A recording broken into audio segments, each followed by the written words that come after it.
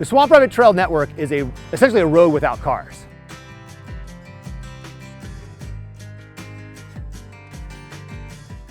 Today we're at the Swamp Rabbit Cafe and Grocery at mile marker 32 on the green line of the Prisma Health Swamp Rabbit Trail Network. The network of the Swamp Rabbit Trail is now 22 miles long. That includes the green line and the orange line, and even a mile section down in Fountain Inn. So logistically, the way the trail came together is part of a national effort called Rails to Trails Conservancy. And so on the Rails to Trails Conservancy, individual communities can sign up for notification when rail lines are essentially being abandoned, no longer being used for rail transportation. And we were signed up on that list. And back in the early 2000s, late 1990s, the community got notification that the owner of the rail was filing for abandonment. And what we did, it was created in 2009. We're now at 22 miles of the network. But the first 9 miles were the trail between Travelers Rest and Greenville. And we pulled up the rail and we just put down asphalt and turned it into a trail. Back in the 1880s is when the railroad got started, going between Greenville and Travelers Rest with a goal of getting to Knoxville and a goal of getting to the ports around Charleston. Because there was a bunch of businessmen developing the corridor over the time and with funds available, it wasn't very smooth.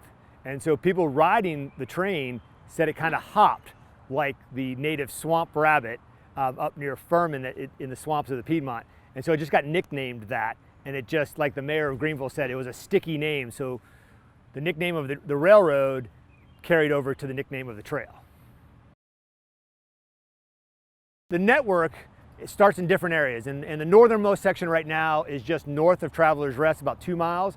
But downtown Travelers Rest is a great destination, even by its name itself. It's an area where travelers rested when they went up by rail. Today, it's where travelers rest and visit places like Topsoil Restaurant and Swamp Rabbit Brewery to kind of say, we've made it to downtown Travelers Rest. Let's enjoy the amenity of getting there. That's a very popular destination.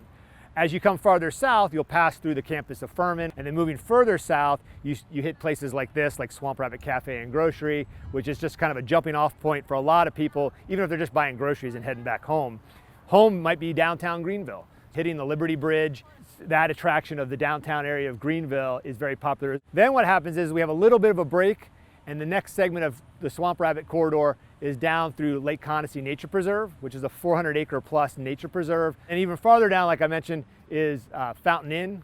And the orange line, while still small, is growing and connecting along part of the mill community. So a lot of the repurposing of those buildings on the orange line are destinations like Hampton Station.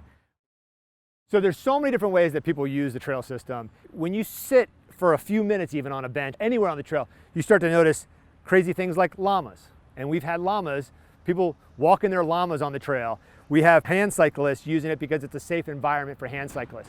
There are many people that don't have a car that use this as their transportation network to get to work and home. So really from biking, walking, anything with wheels that is human powered is the broad use. Prior to the Swamp Rabbit Network, we had a growing bike culture because we had the amenities of the mountains, the Blue Ridge Escarpment, just destinations that were very attractive near the populations of Greenville and Travelers Rest.